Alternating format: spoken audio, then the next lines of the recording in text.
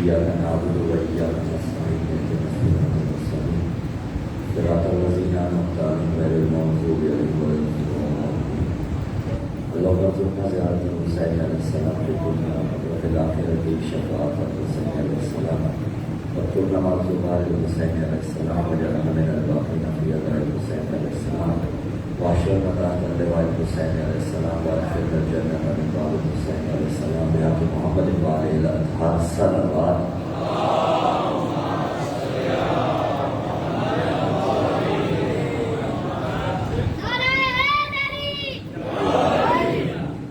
أعوذ بالله السميع العليم من الشيطان اللعين الرجيم. بسم الله الرحمن الرحيم. الحمد لله الأول فلا شيء قبله والآخر فلا شيء بعده والظاهر فلا شيء فوقه والباطن فلا شيء دونه. الحمد لله الذي نور قلوبنا بنور ولاية المعصومين عليهم السلام والصلاة والسلام على الشمس الضحى بدر الدجى صدر العلا نور الهدى كافٍ الورى مصباح الظلم جمیل الشیم شفیع الامم صاحب الجود والکرم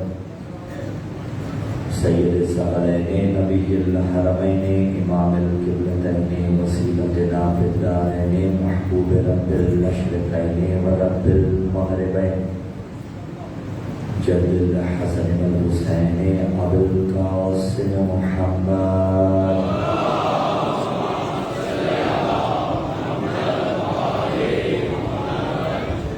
ثم الصلاة والسلام على السيد المطهر والإمام المظفر والشجاع المظفر أبي الشبير والشبر قاسم طوبى وسقر الشيع المتين أشرف المبين العالم المبين الناصر المعين الولي الدين الوالي الولي السيد الرزي الإمام الوسيع الحاكم بالنصر الجلي المخلص الصفي مظهر العجائب ومظهر الغرائب ومفرق الكتائب والشهاب الساكب نقطة دائرة المطالب أسد الله الغالب مطلوب كل طالب غالب على كل غالب علي بن أبي طالب صلوات.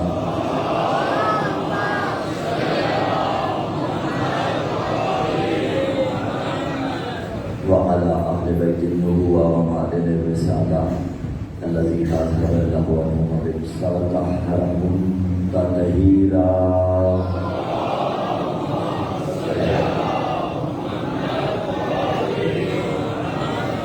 ولعنة الله على جميع أعدائهم ومقصر فضائلهم ومناقبهم وولايتهم من يوم إعقاد نطفتهم إلى قيام يوم الدين. أما بعد قال الله تعالى في كتاب الله الناطق والقرآن الصادق والنور الصادق. بسم الله الرحمن الرحيم. ما ينطق عن الهوى إن هو إلا وحي يوحى. وقال في مقام آخر بسم الله الرحمن الرحيم. قل لا أسألكم عليه أجرا إلا المودة في القربى. السلام على الحسين وعلى علي بن الحسين وعلى أولاد الحسين وعلى أصحاب الحسين. خاندان اہل بیت علیہ السلام کی عصمتوں کے شایان نشان بالخلوص ہدیہ الصلوات.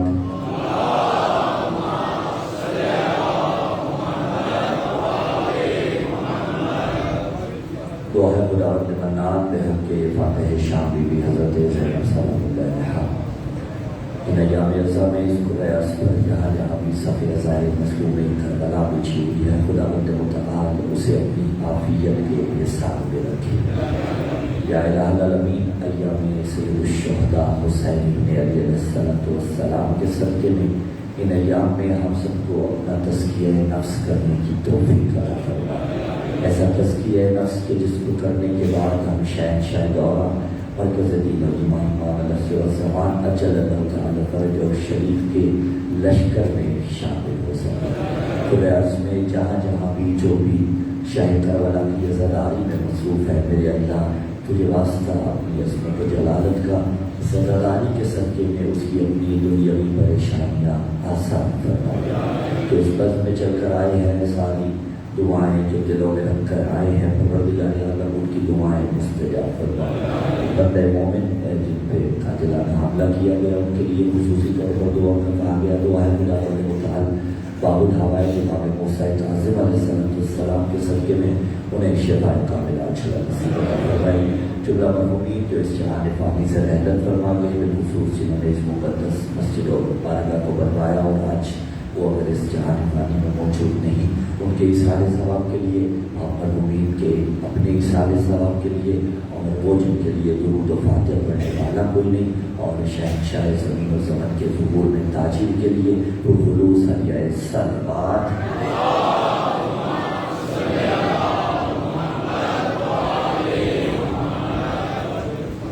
سامی نظیر کار موالیان حیدر کرار محبان آل اطہار سرمستان باد ولایت ساکنان بسم معرفت عاشقان عباس علمدار۔ پروردگار عالم کے لطف و کرم کے تحت ایک مرتبہ پھر ہم دسترخوان معرفت حسین ابن علی پر رزق معرفت چننے کے لیے اکٹھے ہوئے ہیں۔ ایمان سخن آپ کے اذہان عالیہ میں راسخ ہو چکا، بعثت مصطفیٰ اور معرفت ذوالقربہ سلسلہ و سلسلہ یہ طفل مکتب اپنی کمیونٹی یا مکمل احترام کے ساتھ اور شاہ حجر سے توسل کرتے ہوئے اپنے ہر لفظ پہ یا علی مدد کہتے ہوئے سلسلہ گفتگو کو آپ تک پہنچا رہا ہے۔ گزشتہ تقاریر میں یہ باتیں ہم نے واضح کرنے کی کوشش کی کہ بعثت مصطفیٰ ہے کیا، اور کل کی تقریر میں یہ بات آپ تک پہنچائی گئی کہ بعثت کے اہداف کیا تھے۔ اس سے اگلی منزل کی طرف بڑھتے ہیں اور گفتگو کو آگے لے کر چلتے ہیں کہ جب رسول مبعوث فرمائے گئے اور اللہ کی طرف سے پیغام پہنچانے آیا تو جب اس نے پیغام پہنچایا نتیجے میں لوگ مختلف گروہوں میں تقسیم ہو گئے۔ کچھ ایسے تھے جنہوں نے اثر نو رسول کی رسالت کا انکار کر دیا، جن کے لیے قرآن نے کہا بسم اللہ الرحمن الرحیم یقول الذین کفروا لسنا مرسلا، کہ وہ کافر کہتے ہیں کہ یہ تو مرسل ہی نہیں ہے، اور ان کا جواب دیا یاسین بسم اللہ الرحمن الرحیم یاسین والقرآن الحکیم انک لمن المرسلین۔ اور دوسرے مقام پر فرمایا قل کفی باللہ شہیدا بینی و بینکم ومن عندہ علم الکتاب، کہہ دیجئے گواہی کے لیے ایک اللہ کافی ہے، ومن عندہ علم الکتاب، اور ایک وہ کہ جس کے پاس کتاب کا علم ہے۔ اب یہ وہی بات ہے کہ اوپن چیلنج تھا، قرآن نے یہ نہیں کہا کہ فلاں اگر نام لے لیتا، آیت شان علی میں ہے سوائے علی کے اور ایسا کوئی نہیں، لیکن اگر قرآن نام لے لیتا نا کہ اللہ کافی ہے گواہی کے لیے رسول کی، قل کفی باللہ شہیدا بینی و بینکم، اور علی کافی ہے یہ کہہ دیتا، تو پھر لوگ کہتے کہ ہماری تو باری نہیں آئی۔ بھائی بہت بڑی بات ہے، اوپن چیلنج قرآن نے کیا، قل کفی باللہ شہیدا بینی و بینکم ومن عندہ علم الکتاب، اور وہ کہ جس کے پاس الکتاب کا علم ہے۔ ماضی میں بھی جس کے پاس الکتاب کا علم رہا، اور تاب صبح قیامت کون ہے جس کے پاس الکتاب کا علم ہے؟ کوئی نہیں ملا، لیکن ایک ملا جس نے ممبر پہ بیٹھ کے یہ دعویٰ کیا کہ لو سنیت لی المسالہ فجلست علیہا فحکمت بین اہل التوراۃ بتوراتہم واہل الزبور بزبورہم واہل الانجیل بانجیلہم واہل الفرقان بفرقانہم، کہ اگر مسند علم بچھا دی جائے، علی کو اس پہ بٹھا دیا جائے، علی توریت والوں کے مسئلے توریت سے بتائے گا، علی زبور والوں کے مسئلے زبور سے بتائے گا، علی انجیل والوں کے مسئلے انجیل سے بتائے گا، علی قرآن والوں کے مسئلے قرآن سے بتائے گا۔ اگر علی توریت پڑھے تو موسیٰ پکار اٹھے کہ ایسی تو مجھے نہیں آتی تھی جیسی تلاوت علی کر رہا ہے، اگر علی انجیل پڑھے تو حضرت عیسیٰ پکار اٹھے کہ ایسا حافظ تو میں نہیں تھا جیسا انجیل کا حافظ علی ہے. اگر علی زبور پڑھے تو لہن داؤدی نثار ہو جائے. اور اگر میرے مولا قرآن کی تلاوت کرے تو قرآن کی سطر سطر حرف حرف لفظ لفظ پارا پارا رکو رکو آیت آیت پکار اٹھے کہ نبی نے سچ کہا تھا علی قرآن کے ساتھ ہے, قرآن علی کے ساتھ ہے.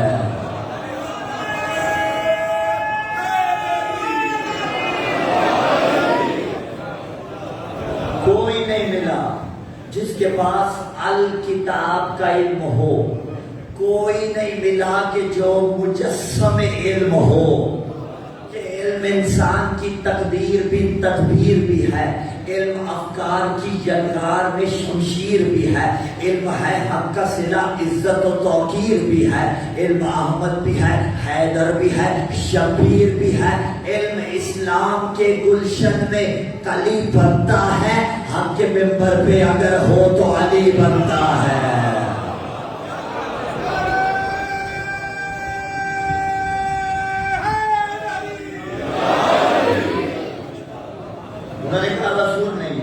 قرآن نے کہا کل کفا باللہ شہیدا بینی و بینکم ومن عندہ علم الکتاب. وہ گواہ رسالت کے لیے کافی ہے جس کے پاس الکتاب کا علم ہے اور ایک خدا. اور یہ وہ فضیلت تھی کہ جب علی نے سینے پہ ہاتھ مار کے کہا, جب علی نے فخر کیا نا تو مقام مفاخرہ میں کہا کہ یہ فضیلت ہے کہ اللہ نے مجھے اپنے ساتھ رسالت کا گواہ ذکر کیا ہے. باب خیبر اکھاڑ کے فخر نہیں کیا, اور ہم کو چیر کے فخر نہیں کیا, اندر کو چیر کے فخر نہیں کیا, لیکن کہا کہ مجھے اللہ نے اپنے ساتھ رسالت کا گواہ ذکر کیا ہے. تو کچھ ایسے تھے, میں عرض کر رہا تھا کہ جو اثر نوحی رسالت کے منکر ہو گئے.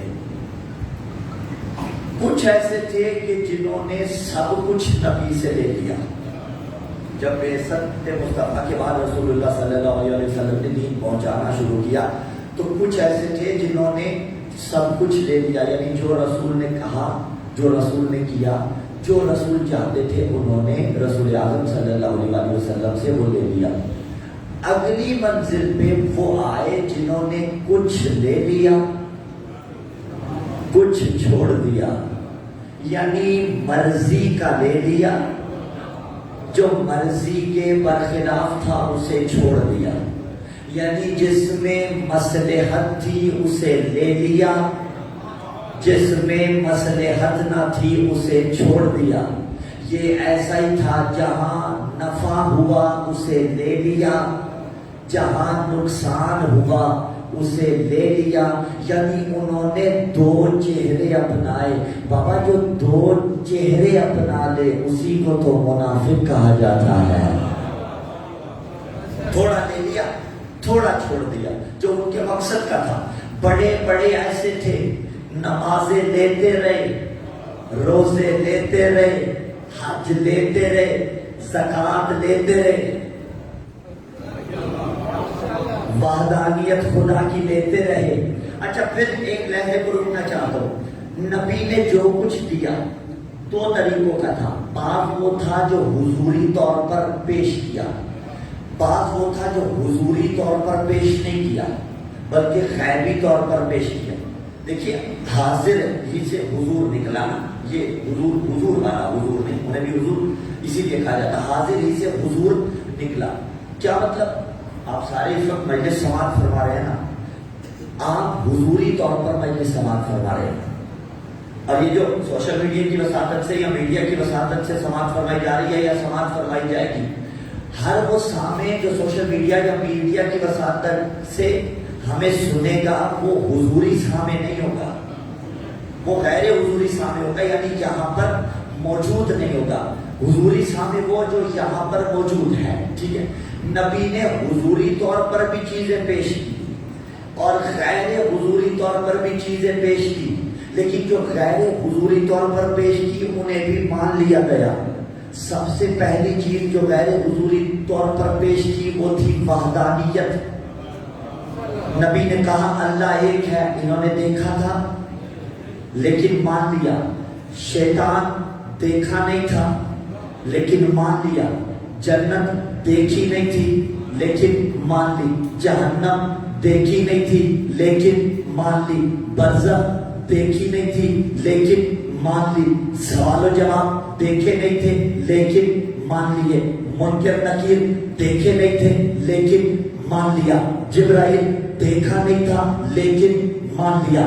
اللہ قیاس ھذا، جو جو نظر نہیں آتا تھا نبی دکھاتے رہے، انہوں نے مان لیا۔ مسلمانوں اگر پیمانہ یہی ہے نا، بعثت مصطفیٰ کا، توقیر مصطفیٰ کا، نبی سے علم لینے کا، نبی سے دین لینے کا، تو پھر پیمانہ کیوں بدلتے ہو؟ جو جو نظر نہیں آتا تھا وہ تمہیں دیتا رہا اور تم مانتے رہے۔ اللہ نظر نہیں آتا تھا، اس نے منوایا، تم نے کہا مان لیا۔ شیطان نظر نہیں آتا تھا، اس نے منوایا، تم نے مان لیا۔ جنت نظر نہیں آتی تھی، اس نے منوائی، تم نے مان لی۔ جہنم نظر نہیں آتی تھی، اس نے منوائی، تم نے مان لی۔ برزخ نظر نہیں آتی تھی، اس نے منوائی، تم نے مان لی۔ تو جو جو نظر نہیں آتا تھا وہ تم سے منواتا رہا اور تم مانتے رہے، لیکن جو اس نے دکھایا بھی اور مولا بنایا بھی، اسے ماننے سے انکار کیوں کر گئے؟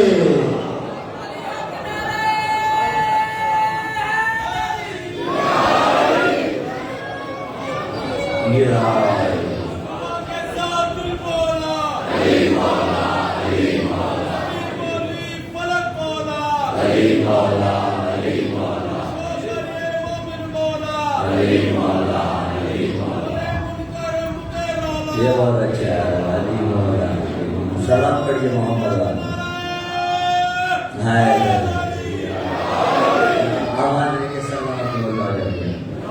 جو جو دکھایا اس نے وہ کیوں نہیں مان رہے؟ جو جو غائب تھا وہ منوایا، وہ مان لیا۔ دیکھ رہے نا، یہ وہ گروہ ہے جنہوں نے کچھ لے لیا کچھ چھوڑ دیا، اور ان کا لیڈر بنا وہ کہ جس نے ولایت کا انکار کیا اور عذاب طلب کیا۔ حارث بن نعمان فہری آیا رسول کے پاس جب اعلان ولایت قدیر کے موقع پر ہو گیا تھا، اور اس نے آ کے یہ کہا اللہ دیا آپ نے، ہم نے لے لیا۔ آپ نے خود کو محمد الرسول اللہ کا، ہم نے مان لیا۔ آپ نے کہا نمازیں پڑھو، ہم نے پڑھ لی۔ آپ نے کہا حج کرو، ہم نے کر لیا۔ آپ نے کہا روزے رکھو، ہم نے رکھ لیے۔ وہ منواتا رہا، یہ مانتے رہے، لیکن ایک وہ مقام آیا، کہا کہ اب علی کو، اس کو جانشی بنا کے ہم پہ مسلط کر دیا۔ اگر یہ اپنی طرف سے کیا یا اللہ کی طرف سے کیا، اگر اللہ کی طرف سے کیا تو مجھ پہ آئے عذاب۔ اب عذاب کس چیز کا آیا تھا؟ عذاب آیا تھا پتھر کا۔ پتھر اس پہ آ کے لگا اور فنار ہو گیا۔ ادھر ابرہہ کا لشکر مکے پہ حملہ کرنے آیا، بیت اللہ پہ حملہ کرنے آیا، اور یہ ابرہہ بیسیکلی چاہتا یہ تھا کہ لوگوں کا رجحان عیسائیت کی طرف کرے، عرب میں عیسائیت کو پروموٹ کرے۔ اسی لیے اس نے یمن کے شہر میں صنعاء میں ایک بڑا سا کلیسا بنا رکھا تھا۔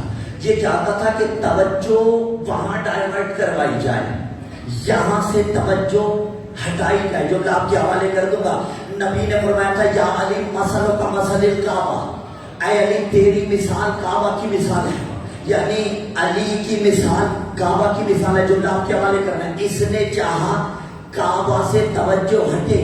یہ ہر دور میں ہوتا رہا، نقلی کعبہ بنا کے کعبہ سے توجہ بھی ہٹائی گئی، نقلی نمائندے بنا کے علی سے توجہ لی۔ کروانے کے لیے آپ آواز رہی، یہ کام کیا گیا۔ اب وہ آیا لشکر لے کے حملہ کرنے، اور جناب عبد المطلب والا وہ سارا واقعہ کہ انہوں نے جا کے کہا میرے اونٹ واپس کر۔ اس نے کہا کمال ہو گیا، آپ اونٹ مانگ رہے ہیں، کعبہ پہ حملہ کر رہے ہیں۔ فرمایا میں ان کا مالک ہوں، گھر کا مالک کوئی اور ہے، گھر کا مالک کوئی اور ہے۔ اور ایک روایت بھی ملتی ہے جناب عبد المطلب نے پھر کعبہ کے قریب آ کے دعا کی تھی۔ ہوا کیا؟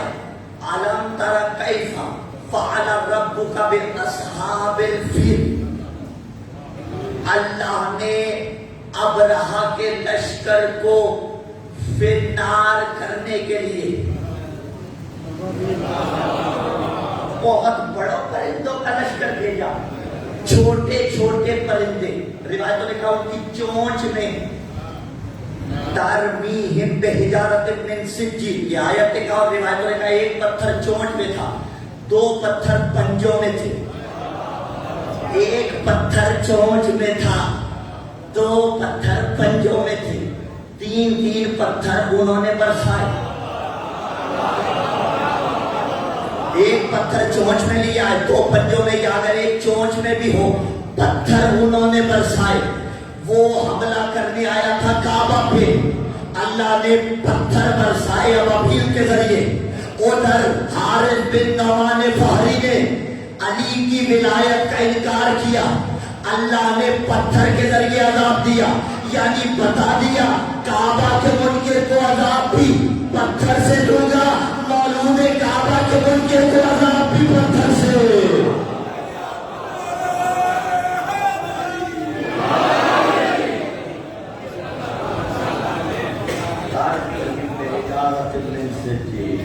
وَجَعَلَهُمْ كَعَصْفٍ مَّعْكُولٍ، ایسے ہو گئے جیسے حیثیت ہی کوئی نہیں تھی۔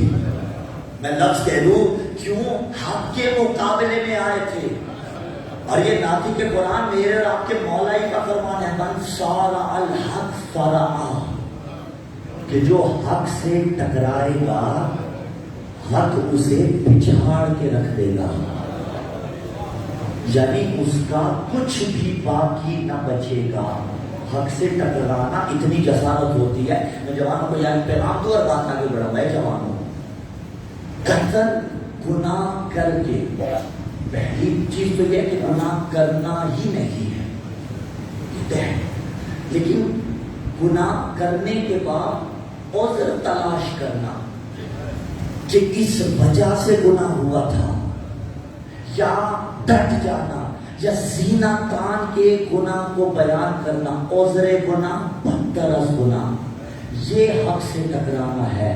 اور مولا علی نے فرمایا جو حق سے ٹکرائے گا حق اسے پچھاڑ کے رکھ دے گا، یہ بہت نازک منزل ہے۔ تو اب اس چیز سے ہم نے اپنے آپ کو محفوظ رکھنا ہے، من صارع الحق صرعہ، کہ جو حق سے ٹکرائے گا حق اسے پچھاڑ دے گا۔ وہ ٹکرائے تھے حق کے ساتھ، کعبہ کے مقابلے میں جو ابرہہ لشکر لے کے آیا وہ حق سے ٹکرایا تھا، اور جو بھی مولا امیر سے ٹکرایا وہ بھی دراصل حق سے ٹکرایا۔ تو بات پہنچ رہی ہے نا، کچھ لے لیا کچھ انہوں نے چھوڑ دیا، اور جو مرضی کا لیتے رہے، انہوں نے تو یہاں تک کہا کہ نبی کو کہنے لگے یہ علی کی محبت میں دیوانہ ہو گیا ہے، اور قرآن نے اس پہ معذب کی۔ سلام کلام میں بھی پڑھی جانے والی آیات میں سے 2 آیات یہ بھی ہیں کہ بسم اللہ الرحمن الرحیم والنجم اذا ہوا، سورہ نجم کی ابتدائی 2 آیات میں یہ کہا کہ ستارے کی قسم جب وہ گرے، معاذ اللہ صاحبکم وما غوا، جسے تم دیوانہ کہہ کے پھرتے ہو، جسے تم خدا نخواستہ کہتے ہو بہک گیا ہے، یعنی جسے تم کہتے ہو عشق علی میں بہک گیا ہے، معاذ اللہ صاحبکم وما غوا، یہ بہکا نہیں ہے، وما ينطق عن الهوى ان هو الا وحی یوحی، یہ نفس کی خواہش سے کچھ نہیں کہتا، وہی بولتا ہے جو وحی الہی ہوتی ہے۔ ہم برادران کی کتابوں میں بھی معاملہ موجود ہے، اور امالی شیخ صدوق کے اندر بھی یہ روایت موجود ہے، امالی شیخ صدوق سے روایت اٹھا کے ہم پڑھ رہے ہیں، والنجم، ستارے کی قسم۔ اچھا ایک جملہ یہاں پیش کروں، ہمارے اور اس کے قسمیں کھانے میں فرق ہے۔ ہمیں اس نے تاکید کی کہ سچی قسم کھاؤ گے تو مکروہ ہے، جھوٹی کھاؤ گے تو حرام ہے۔ جھوٹی قسم اگر کھائی جائے تو مکروہ ہے، سچی کھائی جائے، جھوٹی کھائی جائے معذرت تو حرام ہے، سچی کھائی جائے تو مکروہ ہے۔ مکروہ یعنی ناپسندیدہ، اور حرام تو ہے ہی حرام نا۔ جھوٹی قسم اگر کسی نے کھائی تو اس نے تو حرام کیا، اس کا معاملہ چھوڑ دیجئے، حرمت پہ بات نہیں کرے۔ سچی قسم بھی کھانا مکروہ ہے، کیوں ناپسندیدہ قرار دی گئی؟ یہ لاجک جاننی چاہیے یا نہیں جاننی چاہیے؟ قسم تو سچی ہے، مثلا ایک شخص اگر سچی بات کر رہا ہے اور وہ قسم کھا لیتا ہے تو آخر یہ کیوں ناپسندیدہ قرار دی؟ وجہ یہ ہے، مثلا مثال لے لیتے ہیں، ایک شخص کاروبار کر رہا ہے اور کاروبار کرتے ہوئے وہ دوسرے سے کہتا ہے کہ مثلا مجھے یہ چیز اتنے میں پڑی تھی، میں تمہیں اتنے میں بیچ رہا ہوں، بول سچ رہا ہوتا ہے، اور ساتھ قسم خدا کی کھا لیتا ہے. تو اب اس نے کیا کیا؟ یعنی اللہ کا اسم جو اتنا بڑا تھا اسے اتنا چھوٹا بنا دیا کہ اپنے کاروبار کے اندر لے کے آ رہا ہے، اپنے مادی منافع کے اندر لے کے آ رہا ہے. اس لیے ناپسندیدہ قرار دی گئی، اس لیے مکروہ قرار دی گئی. اور جب مکروہ عمل انسان انجام دے تو برکت نہیں رہتی.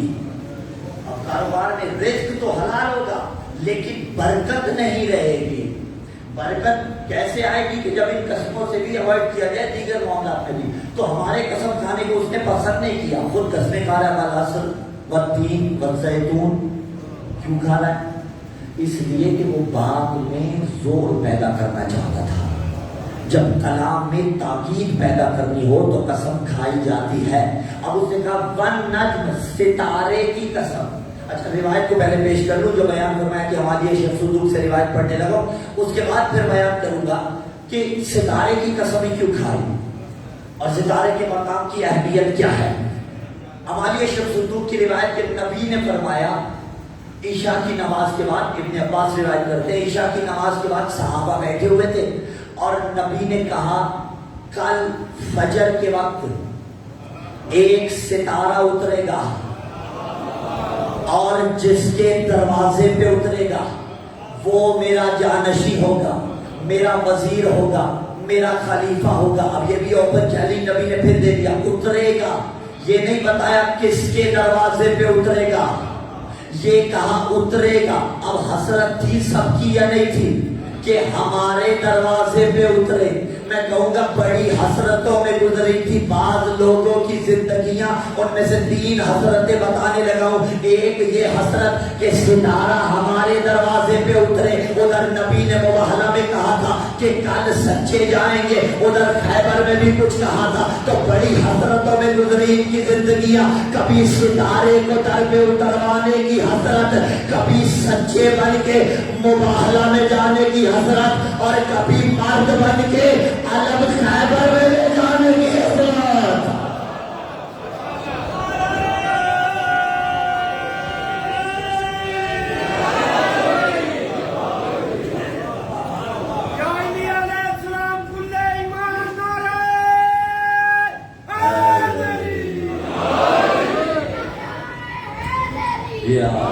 بڑی حسرتوں میں گزری زندگیاں.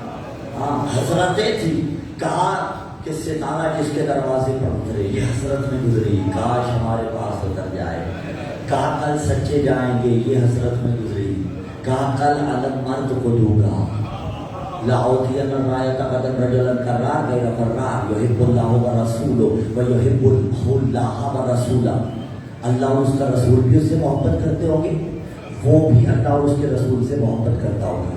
لیکن یہ تشریح طلب ہے. کیوں یہ تعبیر استعمال کی کہ لأعطين الراية غدا رجلا كرار غیر فرار تو سمجھ میں آتی ہے، لیکن یہ کیوں کہا کہ کل علم مرد کو دوں گا؟ آخر یہ کیوں کہا؟ تشریح طلب ہے عزیزان دین. اب دیکھا جائے تو ظاہری طور پہ میں کہوں سارے جن سے مرد سے تعلق رکھتے تھے یا نہیں رکھتے تھے، لیکن پھر بھی کہا کل علم مرد کو دوں گا. وجہ کیا ہے؟ بالکل علمی بات کرنے لگا عزیزان دین. اور شاید جو آپ سوچ رہے ہیں اس کے برعکس ہو جائے، لیکن جو کروں گا وہ حقیقت ہوگی. یعنی ظاہری طور پر سارے جن سے مرد سے تعلق رکھتے تھے، لیکن کہا کہ کل علم مرد کو دوں گا، اور جو گیا مرد وہی قرار پایا. وجہ کیا ہے؟ حقیقت کیا ہے؟ یعنی مردانگی کس چیز کو کہا جاتا ہے؟ یہاں ایمان ہے مردانگی کا معیار. ایمان جس میں ہوگا وہی مرد قرار پائے گا، جس میں تقویٰ ہوگا وہی مرد قرار پائے گا، جو رسول کی مانتا ہوگا وہی مرد قرار پائے گا. پھر مرد اسے کہا جاتا ہے جو گناہ کرنے پر قادر ہو لیکن اپنے نفس کو روک لے. مرد اسے کہا جاتا ہے.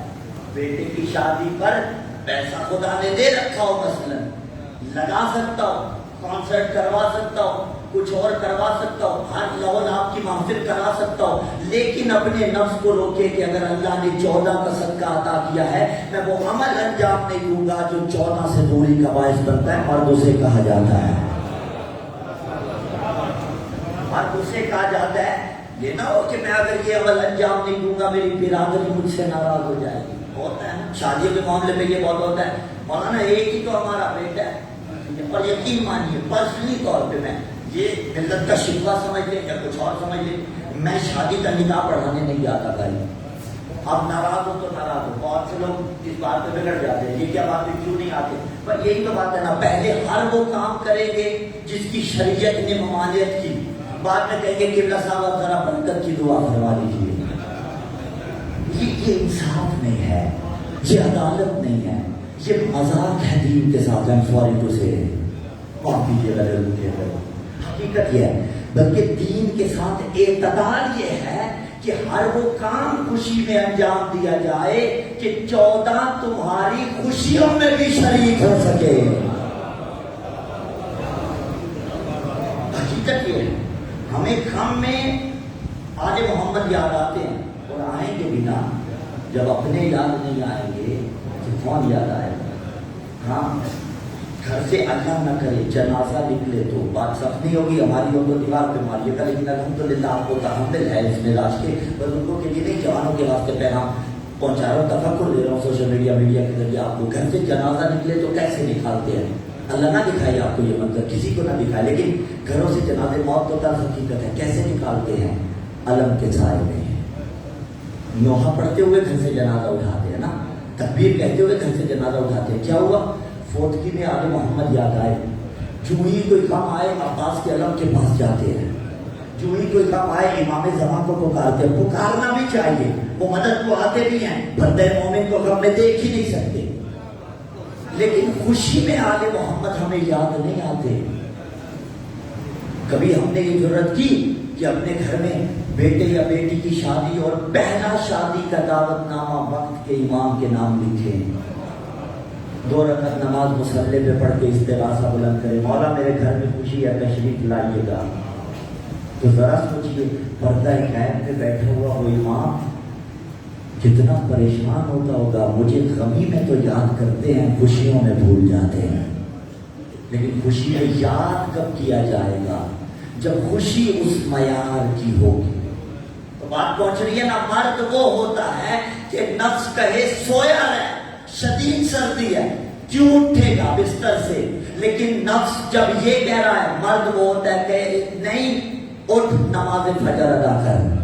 تو یہ بیان مردان ہے، مولا کو اسی لیے کہا ہوتی ہے نرایت بدن رجلن کر رہا، کل علم مرد کو دوں گا کہ تقویٰ اس میں ملے گا، علم اس میں ملے گا، شجاعت اس میں ملے گی، بہادری اس میں ملے گی۔ اس لیے کہا ہوتی ہے نرایت بدن رجلن کر رہا۔ اب علی گئے تو حسرتوں میں گزرتی رہی ان کی زندگیاں، روایت پوری کروں۔ ستارہ اترا دروازہ علی میں، رسول نے کہا یہ میرا وصی ہے، یہ میرا جانشین ہے، یہ میرا خلیفہ ہے۔ اب ستارے ہی کی قسم کھائے، کوئی اور قسم کی تو کھا سکتا ہے۔ دیکھیے وَالنَّجْمِ إِذَا هَوَىٰ، ستارے کی قسم جب وہ گرے، اور سورہ واقعہ میں پکارا فَلَا أُقْسِمُ بِمَوَاقِعِ النُّجُومِ وَإِنَّهُ لَقَسَمٌ لَوْ تَعْلَمُونَ عَظِيمٌ۔ ہم ستاروں کے مقام کی قسم نہیں کھاتے، یہ لا زائدہ لگایا، وَإِنَّهُ لَقَسَمٌ لَوْ تَعْلَمُونَ عَظِيمٌ، اور اگر تم سمجھو تو یہ بڑی عظیم قسم ہے، یعنی اگر تم سمجھو بات تمہارے پلے پڑے، مثلا بالفاظ دیگر اپنے لفظوں میں، تو یہ بڑی عظیم قسم ہے۔ ستارے ہی کی قسم کیوں کھائی؟ تو ستارے کی اہمیت سمجھنے کے لیے ایک اور آیت کا سہارا دو اور پھر بات آگے بڑھاؤ۔ تو قرآن کو کہا بسم اللہ الرحمن الرحیم، اِنَّا زَيَّنَا السَّمَاءَ الدُّنْيَا بِزِينَةٍ لِلْكَوَاكِبِ، زَيَّنَا السَّمَاءَ الدُّنْيَا، ہم نے آسمان دنیا کو بِزِينَةٍ لِلْكَوَاكِبِ، ستاروں کے ساتھ سجایا ہے۔ آسمان دنیا کو ستاروں کے ساتھ سجایا، جبکہ آسمان تو 7 ہے۔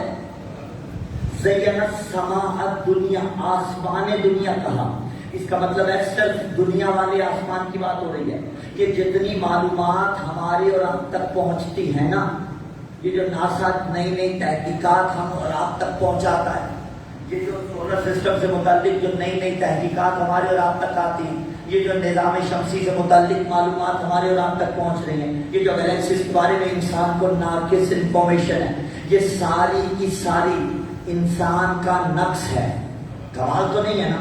آئے دن نئی نئی ریسرچ اس کے سامنے آ رہی ہے، اور جتنی معلومات یہ ستاروں کے متعلق ہم تک ہے، یہ فقط اور فقط پہلے آسمان سے متعلق ہے. اب میرا سبجیکٹ نہیں ہے، میں بڑے سمجھ کے اس لیے ایکسپلین کرنا چاہتا ہوں. اور گلیکسیز کو آپ بہت بہتر سمجھتے ہیں. ہمارا سولر سسٹم، اس کے علاوہ اور کئی نظام شمسی، سورج بھی ایک نہیں ہے، کئی سورج ہیں، ٹھیک ہے، اس کے علاوہ اور کئی نظام شمسی، یہ ستارے، یہ سیارے ملنے کے بعد پھر ملینز کی تعداد میں گلیکسیز بنی، اور ابھی تک بعض ایسی ہیں جن سے روشنی چلی ہوئی ہے اور زمین پہ ابھی تک نہیں آئی. اسپیڈ آف لائٹ کیا ہے؟ 3,86,284 میل. اب اتنی تیز رفتاری کے ساتھ روشنی چلی ہوئی ہے، ابھی تک نہیں آئی. جب یہ سوچے انسان، جب تفکر کرے، جب تدبر کرے، تو نتیجہ یہی نکلتا ہے، فَبِأَيِّ آلَاءِ رَبِّكُمَا تُكَذِّبَانِ. تو اس سے زیادہ ہم درک نہیں کر سکتے. آسمانوں کے متعلق ہم کیا جانیں؟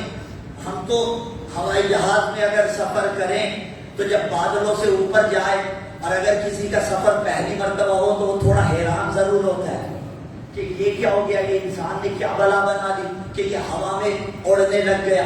اور چاند پہ بھی یہ پہنچ گیا انسان، مریخ پہ جانے کی تیاریاں، لیکن کیا کیا جا کے پھر بھی کچھ نہیں کر پایا. میں ان کی نفی نہیں کر رہا، لیکن پھر بھی کچھ نہیں کر پایا. اس سے زیادہ کا ادراک کر ہی نہیں سکتے.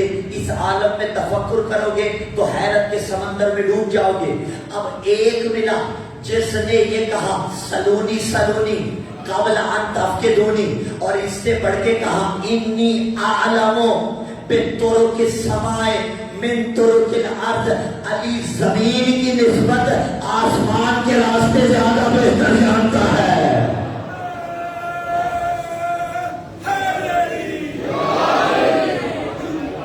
انی اعلم بالطرق السماء من طرق الارض، زمین کے راستوں سے زیادہ بہتر. اعلم طرق السماء کو جانتا. مقام فکر کیا، آسمان پہ کون سی موٹر وے ہے، آسمان پہ کون سا نیشنل ہائی وے ہے، کون سے راستے، یہ سمجھانے کے لیے بتایا گیا کہ راستہ منزل تک پہنچاتا ہے. دیکھیے آپ یہاں تک آئے، راستوں کے ذریعے آئے مختلف، میں آیا مختلف راستوں کے ذریعے آیا. ہماری منزل کیا تھی؟ مجلس حسین ابن علی، علی مسجد، ٹھیک ہے، ہماری منزل تھی. راستوں سے جن سے ہم آئے ہیں، کیا وہ اصل تھے یا منزل اصل ہے؟ منزل اصل ہے. متفق علیہ جواب یہی ہے، منزل اصل ہے. راستے اصل نہیں ہوتے، راستے منزل تک پہنچاتے ہیں. مولا نے فرمایا میں آسمان کے راستے زیادہ بہتر جانتا ہوں. مطلب یہ نہیں کہ زمین کے نہیں جانتا، زمین کے بھی جانتا ہوں. زمین کی نسبت آسمان کے زیادہ بہتر جانتا ہوں. آسمان کے راستے منزل نہیں. منزل کیا ہے؟ منزل آسمان بھی نہیں، منزل ہے خدا. آسمانی راستے یعنی آفاقی راستے، اور منزل ہے خدا. تو علی نے کہا میں خدا تک پہنچانے کے راستے، یعنی واضح کر دیا اگر خدا کی تلاش ہے تو علی کے دروازے پہ آنا، علی تمہیں بازو پکڑ کے خدا تک لے جائے گا.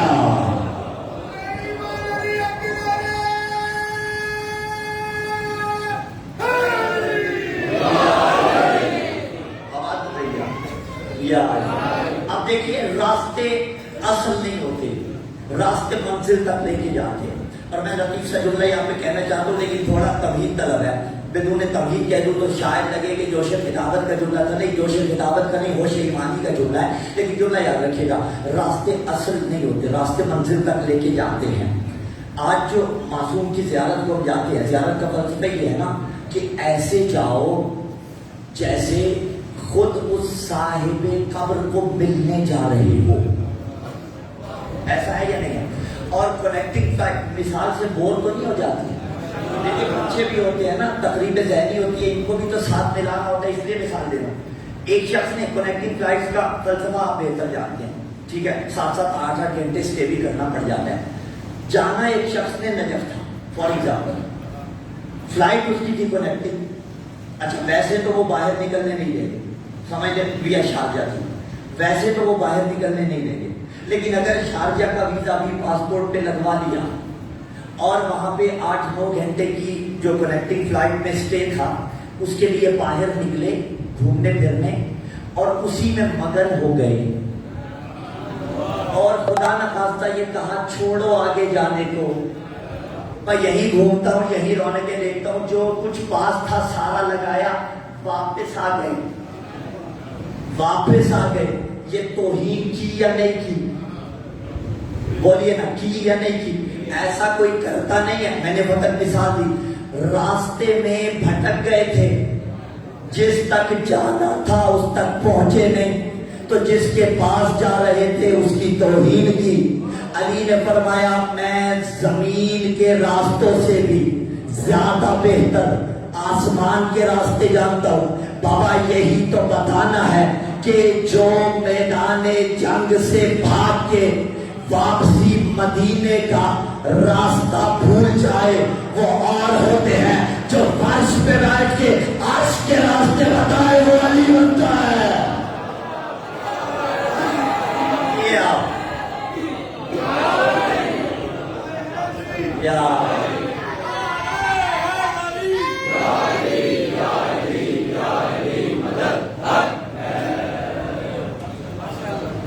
واپسی راستہ بھول گئے، یہ کیا مطلب؟ یعنی رسول کا مقصد بھول گئے، رسول تک آنا بھول گئے، اپنا مقصد بھول گئے، قربت الہی بھول گئے۔ تو علی نے فرمایا علی آسمان کے راستے زیادہ بہتر جانتا ہے زمین کے راستوں کی نسبت۔ ان زینا السماء الدنیا بزینۃ الکواکب، میں کچھ زینتیں بتا کے، اور زینتوں پہ یاد بات تمام ہوگی، لیکن زینتیں تھوڑی سی طولانی ہیں۔ اگلی زینت قرآن سے پڑھ دیتے ہیں، وَلَقَدْ جَعَلْنَا فِي السَّمَاءِ بُرُوجًا وَزَيَّنَهَا لِلنَّاظِرِينَ، ہم نے برجوں والا آسمان بنایا، وَزَيَّنَهَا لِلنَّاظِرِينَ، اور اسے ناظرین کے لیے زینت قرار دیا۔ زینتیں دیکھ رہے ہیں آپ قرآن سے۔ اگلی زینت کہا المال والبنون زینت الحیات الدنیا، مال اور اولاد دنیا کی زینت ہے، مال اور اولاد دنیا کی زینت ہے۔ اچھا پھر یہاں پہ سوال ہوتا ہے دنیا داری کیا ہے، دین داری کیا ہے؟ شریعت میں رہبانیت نہیں ہے، اسلام میں رہبانیت نہیں ہے۔ دیکھیے اگر آپ کا ہدف حقیقی دین ہے تو جو کام بھی آپ اس کے لیے کریں گے جائز کام، وہ دنیا داری نہیں دین داری ہوگی۔ اگر ایک شخص یونیورسٹی میں جا کے تعلیم اس لیے حاصل کر رہا ہے کہ وہ تعلیم حاصل کرے گا، تعلیم حاصل کرنے کے بعد جاب کرے گا یا جس بھی عہدے پر پہنچ جائے گا اس کا ایک انفلوئنس بن جائے گا، اور صاحب اثر و رسوخ ہونے کے بعد وہ بنا والوں کی خدمت کرے گا، تو اس کا سانس لینا بھی اس راستے میں دینداری قرار پائے گا۔ یہ جو لیبر صبح گھروں سے نکلتی ہے اور فیکٹری میں جا کے کام کرتی ہے، یہ دینداری کر رہے ہیں، لیکن اگر انٹینشن یہ ہے کہ اپنی اولاد کو کھلائیں گے، اللہ کا مطیع بنائیں گے، چودہ کا پیروکار بنائیں گے، یعنی اگر نیت آپ کی الہی ہے تو پھر جو کام بھی انجام دے رہے ہیں، لیکن اصل شریعت کے ساتھ وہ کام متصادم نہیں ہونا چاہیے، تو یہ دنیا داری میں کاؤنٹ نہیں ہوتا، یہ دین داری ہے۔ صراط مستقیم بڑا انجوائے کرنے والا راستہ ہے۔ المال والبنون زینت الحیات الدنیا، مال اور اولاد دنیا کی زینت ہے۔ اگلی زینت، 3 زینتیں قرآن سے ہو گئی۔ چوتھی زینت بسم اللہ الرحمن الرحیم، قل من حرم زینت اللہ التی اخرج لعبادہ، کہہ دیجیے کس نے اس زینت کو حرام قرار دیا جو اس نے جائز قرار دی ہے۔ اگلی زینت قرآن سے جلدی کے ساتھ پڑھتا جاؤ، بسم اللہ الرحمن الرحیم، یا بنی آدم خذوا زینتکم عند کل مسجد، جب بھی مسجد میں آؤ یعنی جب بھی عبادت کے لیے آؤ زینت کر کے آؤ۔ کیا مطلب؟ اچھا لباس زیب تن کر کے آؤ، تقوی والا لباس زیب تن کر کے آؤ، اچھا لباس پہن کے آؤ، اچھی خوشبو لگا کے آؤ، یہ زینت قرار دی۔ اور پچھلی تقریر میں خوشبو سے بات ہوئی تو ایک کہا تھا کچھ خوشبو انسان کی ذاتی ہوتی ہیں، کچھ وہ ہوتی ہیں جو عارضی ہوتی ہیں۔ آپ جب بھی لگائیں تو عارضی لگائیں گے، ذاتی محارم کو آئے گی، جملہ آ گیا تو پیش کرنا چاہتا ہوں اس سے آگے بڑھ کے. لیکن کوئی ہستیاں ایسی ہوتی ہیں جو کچھ خوشبوؤں کی یاد دلاتی ہیں اور وہ خوشبوئیں بے مثال ہوتی ہیں. کون سی ہستی، کون سی یاد؟ روایت اس پہ شاہد ہے. نبی نے کہا جب بھی میں جنت کا مشتاق ہوتا تھا سیدہ کا بوسہ لیتا تھا، اور نبی جب معراج پہ گئے تھے تو وہی جو پھل تناول فرمایا تھا اسی کے نتیجے میں سیدہ دنیا میں آئی. تو پھر جملہ کو نبی نے کہا جب بھی میں جنت کا مشتاق ہوتا تھا سیدہ کا بوسہ لیتا تھا. کون ہے فاطمہ سلام اللہ علیہا؟ کنہیں کہا جاتا ہے فاطمہ؟ جو فرش پہ رہتے ہوئے نبی کو ان کی معراج یاد دلائے انہیں بطول کہا جاتا ہے.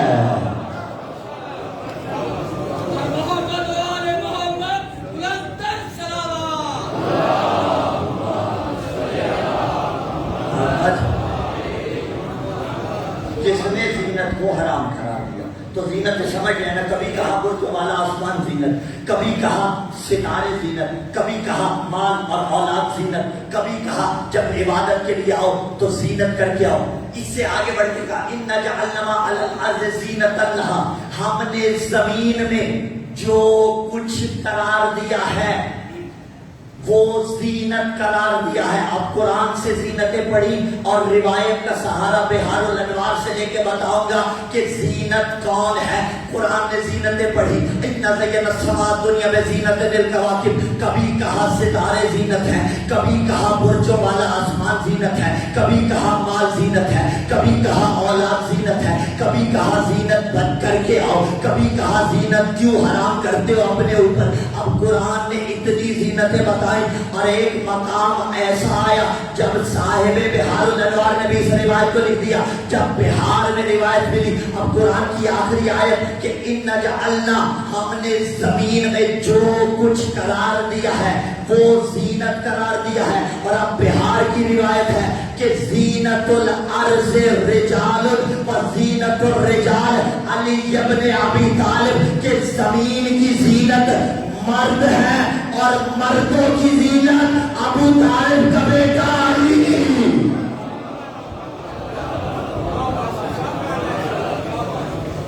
زمین کی زینت مرد، مردوں کی زینت ابو طالب کا بیٹا علی. اچھا جب اتنی ساری زینتیں ہیں تو کوئی محفل بھی تو زینت والی ہونی چاہیے، کوئی بزم بھی تو زینت والی ہونی چاہیے. تو اب اس نے فرمایا سیدو، جس کی زبان پہ ما ینطق عن الہوی ان هو الا وحی یوحی کا پہرا ہے کہ اگر ایسی محفل جاؤ جس کو 4 چاند لگے ہو، زینت والی محفل چاہتے ہو تو سیدو مجالسکم بذکر علی ابن ابی طالب، اگر زینت والی محفلیں چاہتے ہو ایرو غیروں کا ذکر نہ کرنا، علی کا تذکرہ کرنا.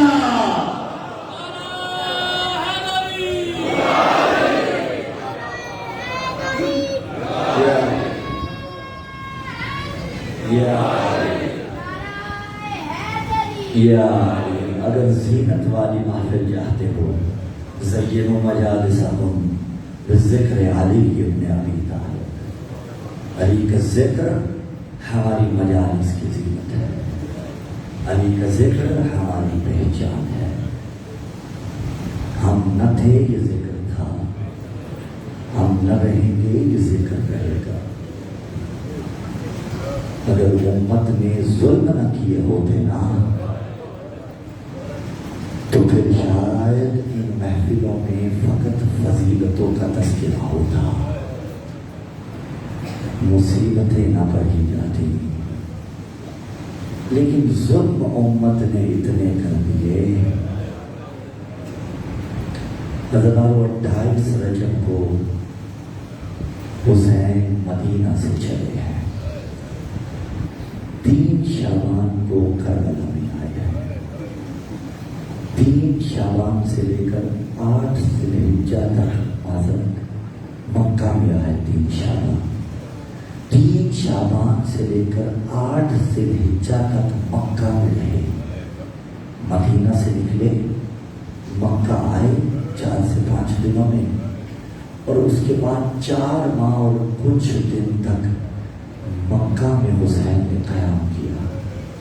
جب حسین مدینہ سے چلے تھے نا، عبداللہ ابن جعفر طیار مولا کے ساتھ نہیں آئے، اور آپ جانتے ہیں کربلا میں بھی عبداللہ ابن جعفر طیار نہیں تھے، لیکن اس کا یہ مطلب نہیں ہے خدا نخواستہ باوفا نہیں تھے، نہیں، حسین کے باوفا ساتھی تھے عبداللہ ابن جعفر طیار۔ لیکن تاریخ نے بتایا کہ عبداللہ ابن جعفر طیار کی آنکھوں کی بینائی تقریباً جا چکی تھی، بہت بوڑھے ہو چکے تھے، اور جو اس عالم میں ہو اس پر سے شریعت نے جہاد ساکت کر دیا ہے۔ مدینے میں ہی رہے، اور اون محمد علیہ السلام مشہور کے تحت مدینے میں بابا کے پاس تھے۔ یہ ساتھ نہیں آئے جب حسین چلے، لیکن قافلے کے ساتھ تب ملے جب حسین مکہ سے نکلے ہیں۔ جو ہی مکہ سے نکلے تو تھوڑی دور ابھی قافلہ پہنچا، عباس سے کہا ہمیں یہاں پہ رکنا ہے، مولا کیا آپ قیام کریں گے یا سب قیام کریں گے؟ کہا میرا کوئی مہمان آ رہا ہے۔ عزادارو، جو عباس نے قافلہ روکا اور باہر آ کے دیکھا منظر کیا تھا، عبداللہ ابن جعفر طیار 2 ننھے شہزادے ایک اس بازو کے ساتھ تھامے، ایک اس بازو کے ساتھ تھامے، لے کے حسین کی خدمت میں آئے ہیں۔ سلام میرے مولا کو کیا، جواب سلام مولا نے دیا۔ اگلا جملہ اطاعت امام دیکھیے، جو پہلے کہا نا باوفا صحابی تھے، کہا آقا اگر اجازت دیں میں زینب سے مل لوں؟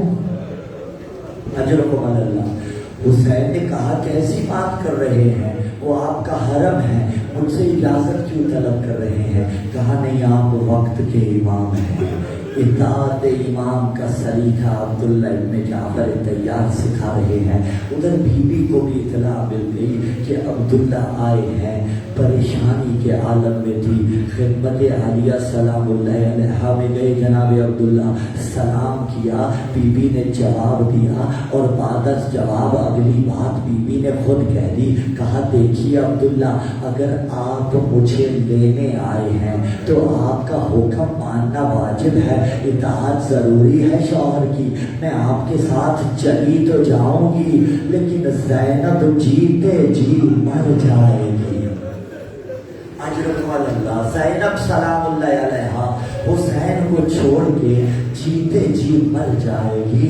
عبداللہ ابن جعفر طیار نے کہا نہیں، میں آپ کو لینے نہیں آیا، لیکن آپ کے نانا ہی کا دین کہتا ہے جب کبھی سفر پہ جاؤ تو صدقہ دے کے جاؤ۔ میں 2 شہزادے بطور صدقہ لایا ہوں، اور محمد علیہ السلام کو لایا ہوں۔ عزادارو، ان جملوں سے یہ تبادر کبھی نہ کیجیے گا کہ خدا نہ خواستہ بی بی زینب سلام اللہ علیہ کو اون محمد سے محبت نہ تھی، نا، ماں کی فطری محبت کا اندازہ کوئی بشر نہیں کر سکتا، اور اگر ماں زینب جیسی ہو، بڑی محبت تھی بی بی کو اون محمد سے، لیکن اللہ بہنوں کے بھائیوں کو سلامت رکھے، یہ بہن بھائی کا پاکیزہ رشتہ سلامت رہے۔ بہن کو بھائی کی اولاد بڑی پیاری ہوتی ہے، بھائی کو بہن کی اولاد بڑی پیاری ہوتی ہے، یہی سبب تھا زینب کو علی اکبر بڑا پیارا تھا۔ اجرکم اللہ۔ حسین کو اون محمد بڑے پیارے تھے۔ عزادارو، آ گئی شب عاشور، اور ماؤں کا مزاج آپ نے دیکھا ہے، کوئی وبا پھوٹ پڑے تو یہی کہتی ہیں ہمارا بچہ محفوظ رہے۔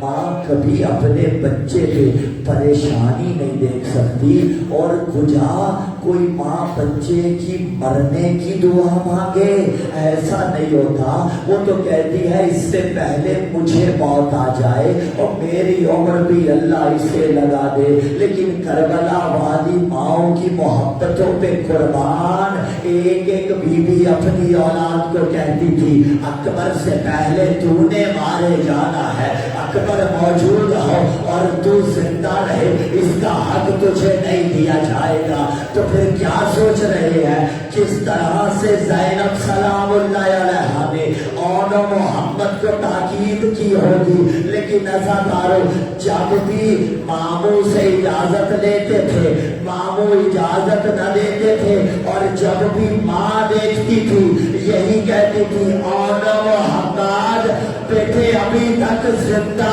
کیوں ہو؟ اجرکم اللہ، کرتے آئیے گا تیاری، اللہ آپ کا گریہ ازاری قبول فرمائے۔ آن محمد ابھی تک زندہ کیوں ہو؟ عزادارو اللہ آپ کو لے کے جائے کربلا آن بن عبداللہ کی حرکت پر بھی، اور محمد وہی گنجے شہداء میں دفن ہے، روایتوں نے کہا۔ عزادارو اس کے بعد جنگ کے لیے دونوں کو تیار کیا گیا، لیکن بی بی زینب نے کیسے تیار کیا؟ ایک کو جعفر طیار کا امامہ پہنایا، ایک کو علی بادشاہ کا امامہ پہنایا، بچے امامے پہن کے گھوڑوں کی زین پہ سوار ہو کے میدان کربلا میں آئے، جنگ کرنا شروع کی، رچ پڑھنا شروع کیا، اور ایک مرتبہ ایک دوسرے بھائی سے کہتا تھا بھیا پانی نہ پینا، سکینہ پیاسی ہے، اصغر پیاسا ہے۔ عزادارو کب تک جنگ کرتے؟ ایک وہ مقام آیا جب شیشے زمین آ گئے، حسین گئے ہیں مقتل میں، دونوں شہزادوں کے لاشیں اٹھائے اور اٹھا کے خیام میں آئے۔ بی بی زینب نے دونوں لاشوں کے درمیان تھوڑی جگہ بنائی، شوکر کا سجدہ ادا کیا، کہا میرے اللہ میری قربانی قبول کرنا۔ اب عزادارو اس کے بعد بی بی نے آن محمد کا ماتم نہیں کیا، اکبر کو روئی ہے، حسین کو روئی ہے، آن محمد کو نہیں روئی۔ کوفہ آ گیا، آن محمد کو نہیں روئی، شام آ گئی، حسین کا ماتم کیا، آن محمد کا نہیں کیا۔ شام سے واپس مدینہ آئی، حسین کا ماتم کیا، نانا کے مزار پہ بھی گئی، ماں کی قبر پہ بھی گئی، اور کہا ماں اگر نامحرم نہ ہوتے زینب تجھے دکھاتی، ظالموں نے زینب کو کتنا مارا، لیکن جب گھر میں آئی وہ ممتا جا گئی۔ اب جب حجرے کو دیکھا کہا میرے اور میرا محمد۔